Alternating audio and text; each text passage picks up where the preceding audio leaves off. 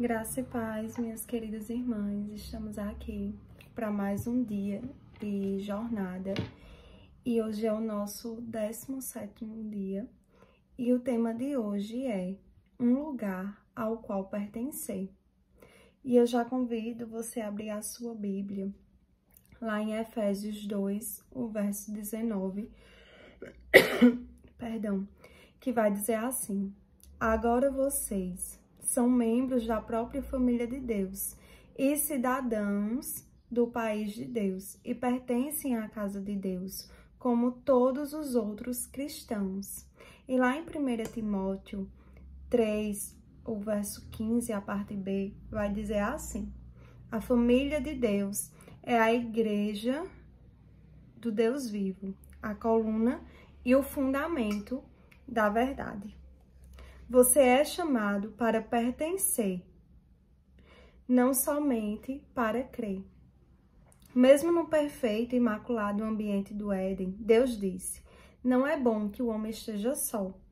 Gênesis 2:18. Fomos criados para a vida em comunidade, moldados para o companheirismo e formados para a família. E nenhum de nós pode cumprir os propósitos de Deus sozinhos e sem ajuda. A Bíblia não apresenta nenhum santo solitário ou eremita espiritual, ou seja, um crente que vivesse isolado dos outros fiéis, privado de companhia.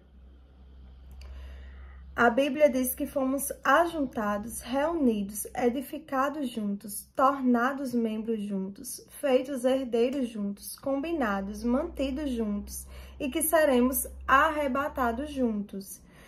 Vê as seguintes referências: 1 Coríntios 12:12, Efésios 2, 21 ao 22, Efésios 3, 6, Efésios 4:16, Colossenses 2:19 e 1 Tessalonicenses 4:17. Você não está mais por conta própria. Embora seu relacionamento com Cristo seja pessoal, Deus nunca quis que fosse particular. Na família de Deus, você está unido a todos os outros fiéis e faremos parte um dos outros por toda a eternidade. A Bíblia diz: em Cristo, nós, que somos muitos, formamos um corpo e cada membro está ligado a todos os outros. Romanos 12:5. Seguir a Cristo inclui pertencer, não apenas crer. Somos membros de seu corpo, a igreja. Observa C.S. Lewis que a palavra membro é de origem cristã, mas foi esvaziada de seu significado original. Romanos 12:5. As lojas oferecem descontos a membros e os anunciantes usam os nomes desses membros para criar listas de mala direta. Nas igrejas, tornar-se membro significa simplesmente adicionar um nome a uma lista sem nenhum requisito ou expectativa. Pela perspectiva de Paulo, ser membro da igreja significava ser um órgão vital de um corpo vivo, parte indispensável e inseparável do corpo de Cristo. Romanos 12, do 4 ao 5, 1 Coríntios 6, 15, 1 Coríntios 12, do 12 ao 27. Precisamos restabelecer e praticar o significado bíblico dessa palavra.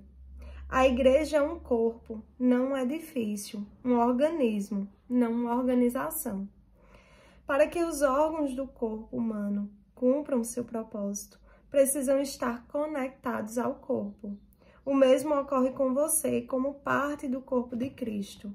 Você foi criado para uma função específica, mas perderá esse segundo propósito para a sua vida se não fizer parte de uma igreja local. Você descobre seu papel nesta vida pelo relacionamento que mantém com os outros. A Bíblia diz: assim, somos como as várias partes do corpo humano. Cada parte tem seu significado no corpo. visto como um todo, mas não o contrário. O corpo de que estamos falando é o corpo formado pelas pessoas escolhidas por Cristo. Cada um de nós encontra significado em função como parte desse corpo. Não podemos ser como um dedo decepado que não tem valor. Romanos 12, do 4 ao 5. Se um órgão de alguma forma desligado do corpo fica paralisado e morre, ele não pode existir por si mesmo, nem você. Desligado e arrancado do sangue vivificante da igreja local, sua vida espiritual se enfraquecerá e logo deixará de existir. Efésios 4,16. Por isso, o primeiro sintoma de declínio espiritual é normalmente o comparecimento irregular aos cultos e a outras reuniões dos irmãos na fé. Sempre que nos tornamos descuidados com a comunidade de irmãos, todo o restante também começa a desmoronar. Ser membro da família de Deus não é irrelevante, nem algo a ser negligenciado. A igreja é o plano de Deus para o mundo. Jesus disse: edificarei a minha igreja, e todas as forças do inferno não prevalecerão contra ela. Mateus 16, 18. A igreja é indestrutível e existirá eternamente. Ela sobreviverá ao universo, assim como a sua função nele. A pessoa que diz não preciso de igreja é soberba e ignorante. A igreja é tão importante que Jesus morreu na cruz por ela. Cristo amou a igreja e deu sua vida por ela. Efésios 5:25. Na Bíblia, a igreja como um todo é chamada a noiva de Cristo e o corpo de Cristo.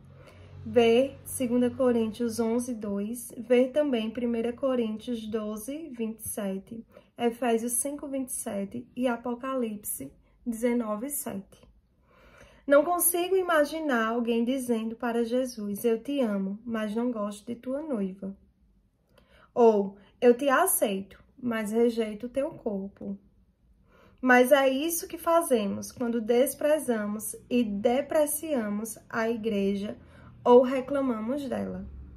Em vez disso, Deus nos manda amar a igreja tanto quanto Jesus a amou. A Bíblia diz: amem sua família espiritual.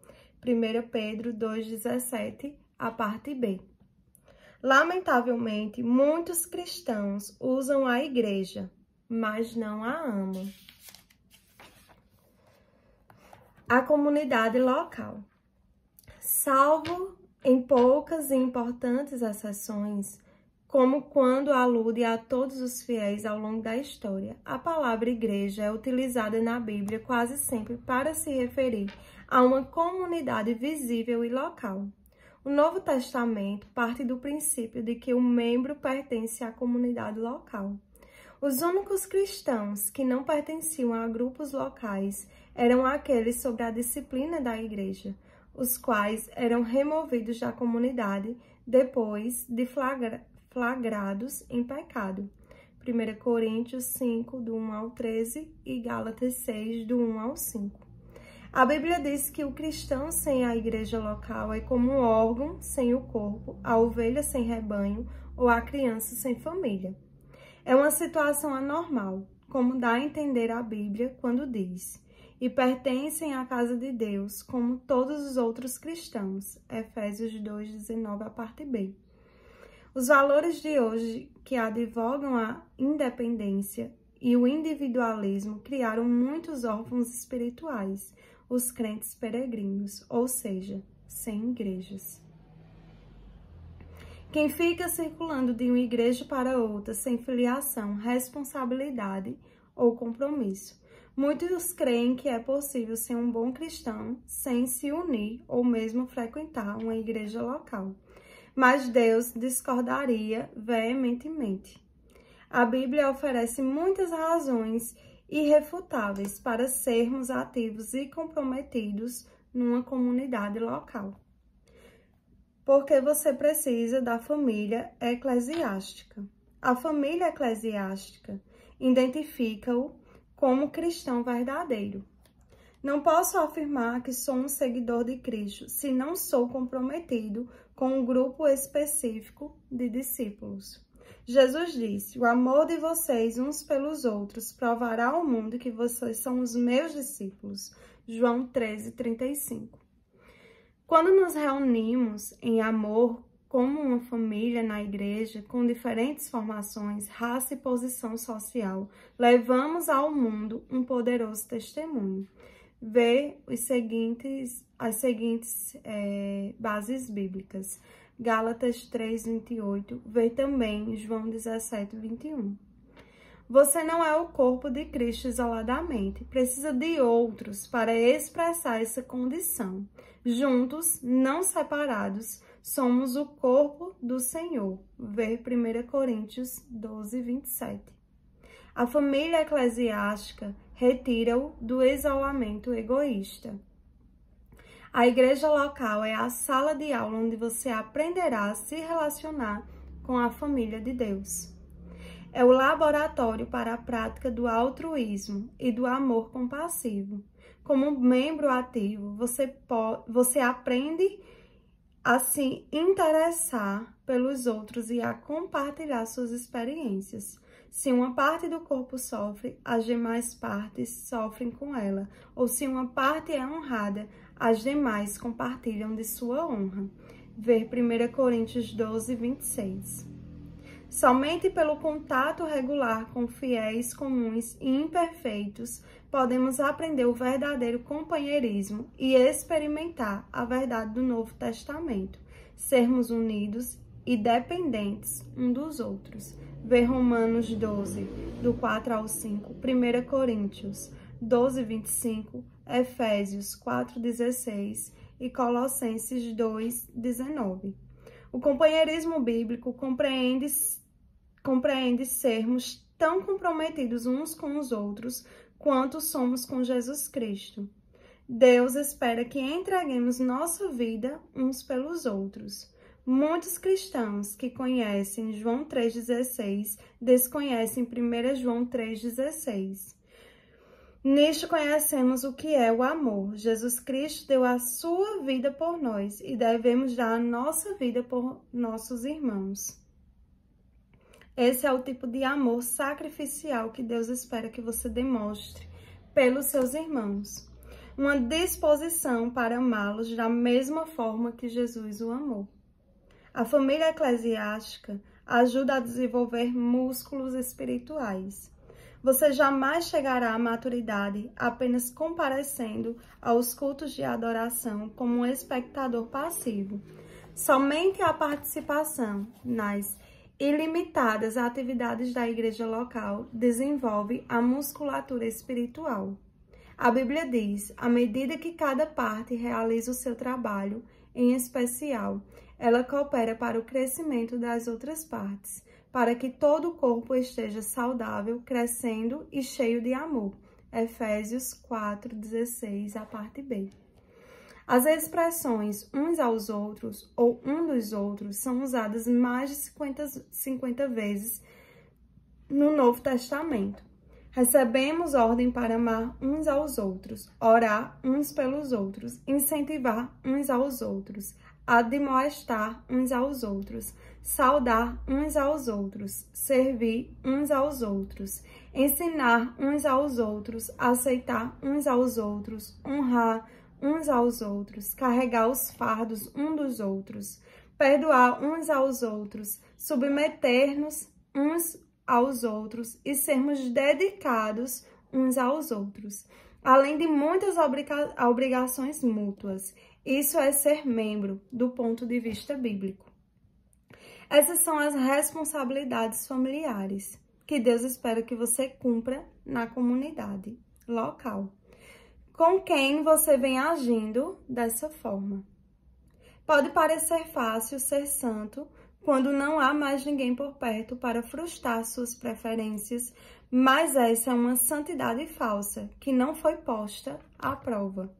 O isolamento é deliberadamente enganoso.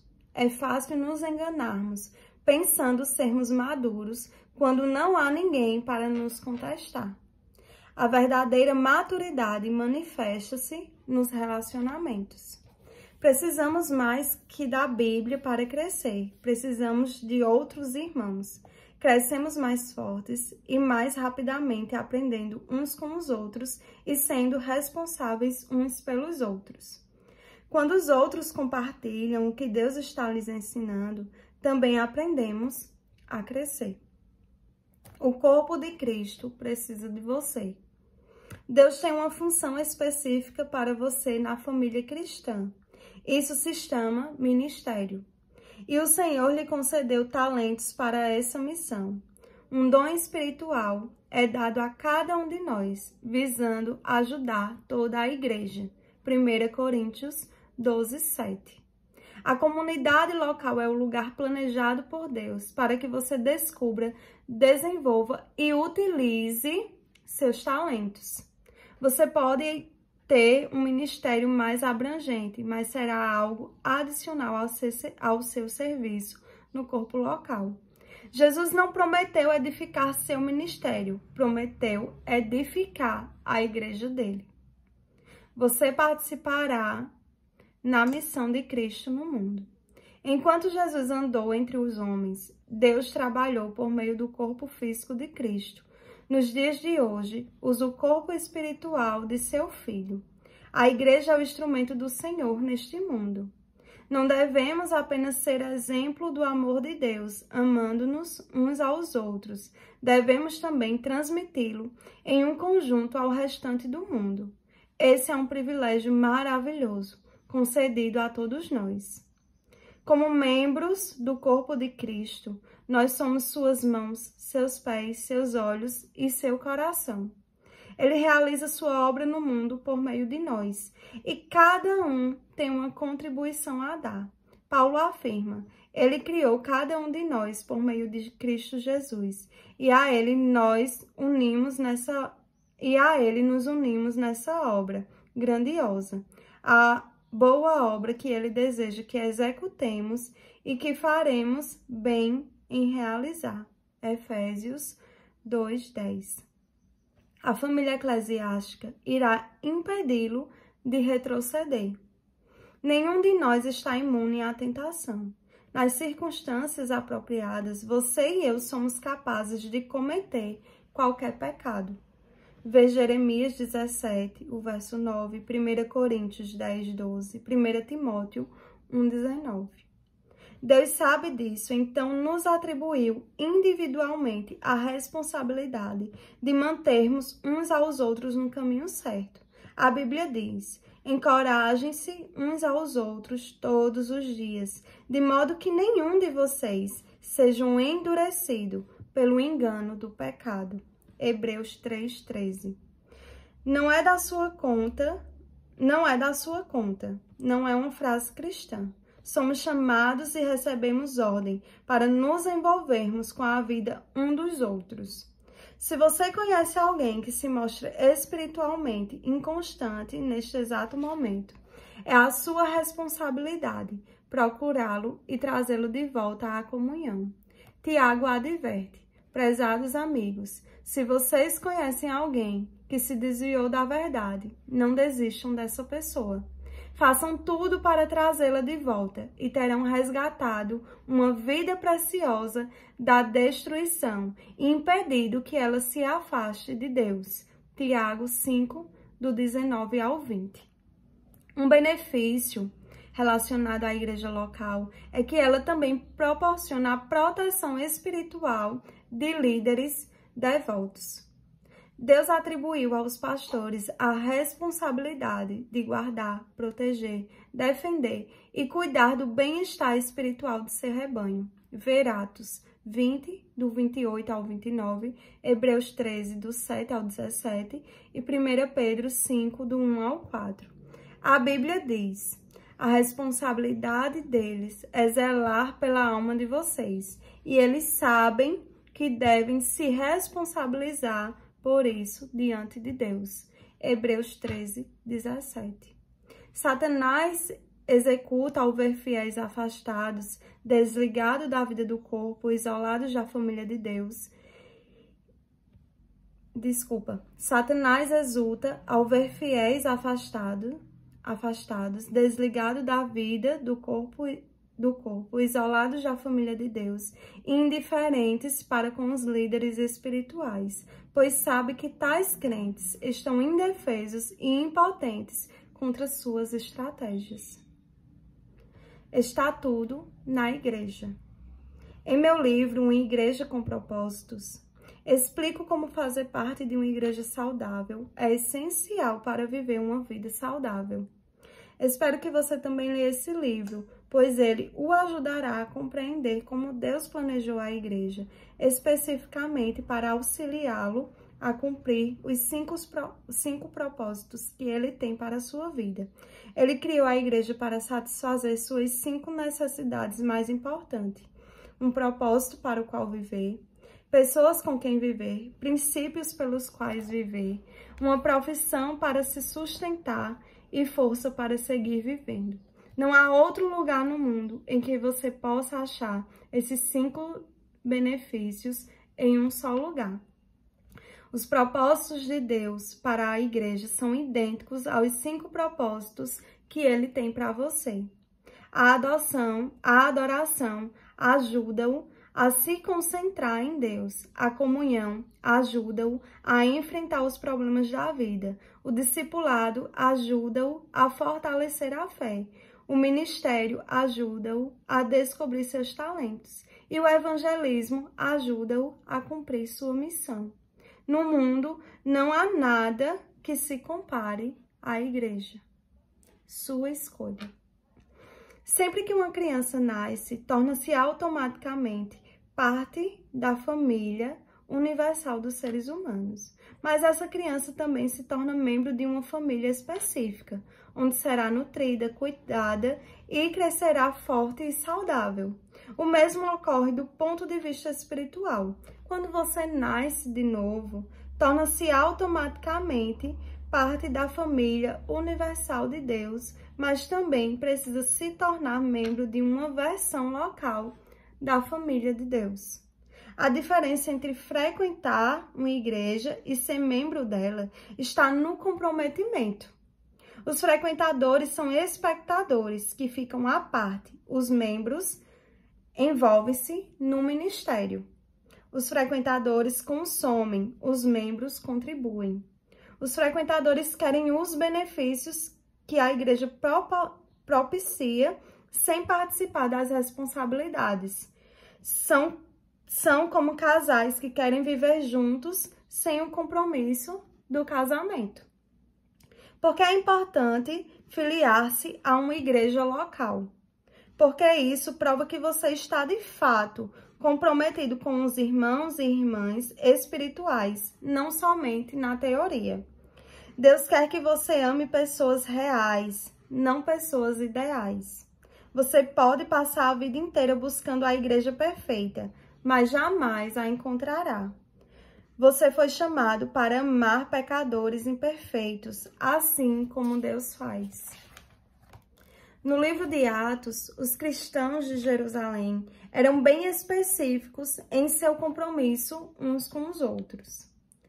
Eram dedicados à comunidade. A Bíblia diz, eles se dedicavam ao ensino dos apóstolos e à comunhão, ao partir do pão e às orações. Atos 2:42.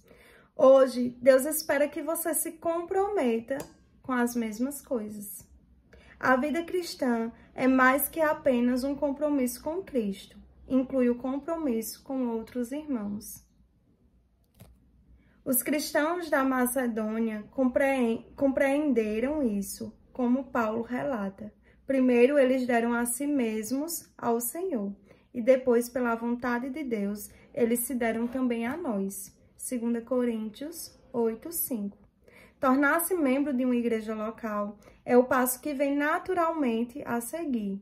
Uma vez que você tenha se tornado filho de Deus, você se torna cristão ao se comprometer com Cristo, mas se torna membro de uma igreja local ao se comprometer com um grupo específico de fiéis.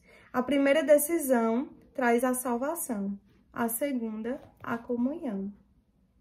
E pensando sobre o meu propósito de vida, o tema para a reflexão de hoje é: sou chamado para pertencer, não apenas para crer. O versículo para memorizar é Romanos 12:5. Aqui está na versão NVI, que vai dizer assim: assim também em Cristo, nós que somos muitos, formamos um corpo, e cada membro está ligado a todos os outros. E a pergunta para a nossa meditação de hoje é: meu nível de envolvimento em minha igreja local demonstra que eu amo e estou comprometido com a família de Deus? Amém? E esse foi o tema da nossa jornada de hoje, né? Sobre a importância da igreja local e de nos aprofundarmos mais sobre o que é a igreja, né? O que é ir à igreja, né? E a importância de pertencer a esse corpo, que foi por ele que Cristo morreu, que nós devemos cuidar um dos outros, né? Então, que o Senhor aplique essa palavra no seu coração.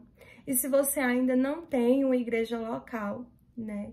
Se você já tomou a sua decisão no Senhor e você ainda não tem uma igreja, que você possa orar e pedir ao Senhor o direcionamento para a igreja que você vai, né?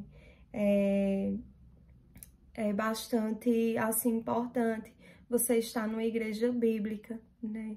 Uma igreja que tem um pastor para que lhe acompanhe, né, nessa caminhada, e para que você também possa fazer parte, né, de algumas atividades da igreja, que você possa se empenhar para que você fique agregado nesse corpo. Amém? E se você também conhece alguém que está afastado dos caminhos do Senhor, que por alguma coisa se entristeceu com a igreja, com pessoas e saiu, né? Que você possa investir na vida dessa pessoa, né? Pregar para ela, levar uma palavra de fortalecimento, de ajuda, para que ela volte e retorne à casa do Pai, para que ela faça parte, né, do corpo, porque cada membro é importante, né? Eu não posso fazer a parte de nenhum de vocês e nem vocês podem fazer a parte que é cabível a mim, porque um membro necessita do outro. Então, se um sai, ele vai fazer falta.